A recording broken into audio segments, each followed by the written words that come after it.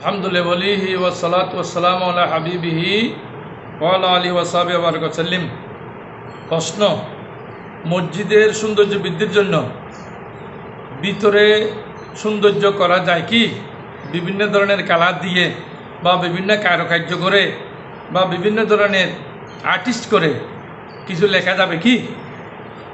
হ্যাঁ, এটা আমাদের সমাজে বর্তমানে একটি জটিল বিষয় হয়ে দাঁড়িয়েছে।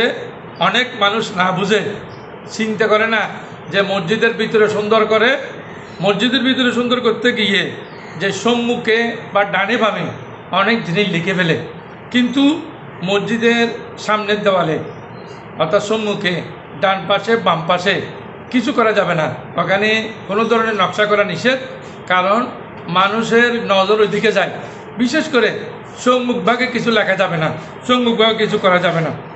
যেমন ফতোয়া শামির মধ্যে রয়েছে কলা শামি ফি রদ্দুল মুখতার ওয়ালিজা কলা ফিল ফতোয়াল হিন্দিয়ে, ফতোয়া হিন্দিয়ার মধ্যেও এভাবে এসেছে আকারিহা বাজুল মশাইখানা আল নকশ আল মেহরাব, মেহরাবের মধ্যে কোনো ধরনের নকশা করা যাবে না, মেহরাবে নকশা করা নিষেধ। ও হাইতাল কেবলা, এবং কেবলার দিকে, মসজিদের কেবলার দিকেও কিছু করা নিষেধ। লিয়ানা ইয়েস গেল কলবল মুসল্লি, কারণ ওখানে যদি কিছু লেখা হয় তখন মুসল্লিদের যে নজর ওইদিকে থাকে, মুসল্লিরা ওইদিকে মশগুল হয়ে যায়। অমিসুল্লাহ ইউকালফি হাইতুল মাইমানাতে ওয়াল মাইসারাতে, অনুরূপ মসজিদের ডানে এবং বামে কিছু লেখা মাকরু বলছেন। লিয়ান্না ইউল হিল কুরবা মিনহু, এই ধরনের যদি কেউ করে তখন মানুষ আল্লাহ তকরুব হাসিল থেকে যে ডানে বামে সামনের দিকে দেখতে দেখতে মানুষের নজর ওই দিকে চলে যায়।